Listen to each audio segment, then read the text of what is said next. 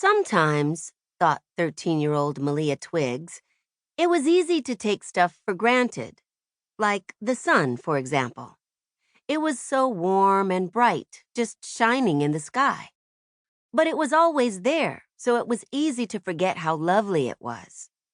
Or free time, or friends, or snacks, or crushes. When you had these things, you kind of expected they would always be there. Until something happened that made you put everything into perspective. Indeed, the world was full of wonderful things everyone was too distracted to notice, which was why Malia was trying to appreciate absolutely everything. Just a few months ago, Malia had been an entirely different person. Back then, she had been a regular kid with zero responsibilities and lots of free time to do things like stare at her crush's Instagram feed while being very careful not to accidentally like anything.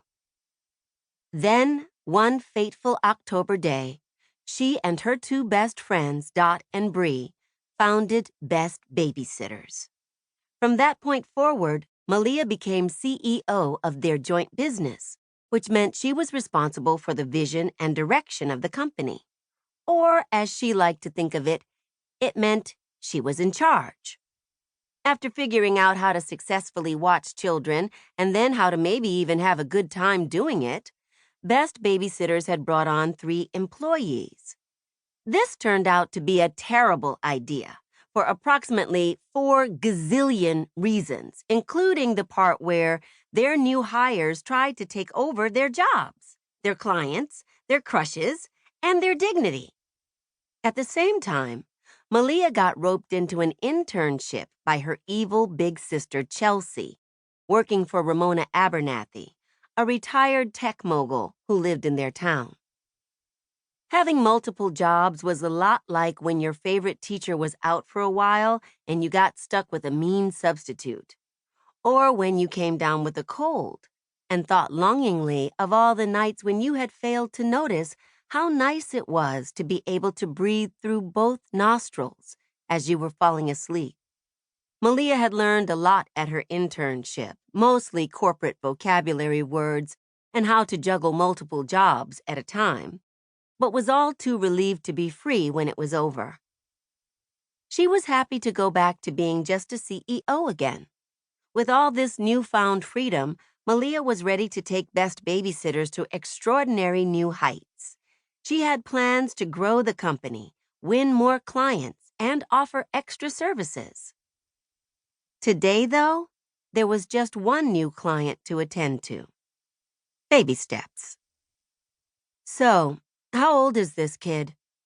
asked Dot Marino, one of Malia's best friends and fellow babysitters. "The mother didn't say," Malia shrugged. "She was very withholding with details. All I know is that it's an only child, and her mother seems to think this could become a regular gig." "Well, I hope this kid is nice," said Bree Robinson, the third best friend rounding out Best Babysitters. "Or at least not trouble." Malia, Dot, and Bree were making their way to this latest job, following the directions on Malia's phone. That was pretty much all the information they had, as the client had offered few other details about what they were getting themselves into. Even after everything Malia had been through, the first day watching a new client was always a bit like the first day of school. A mix of excitement and uncertainty.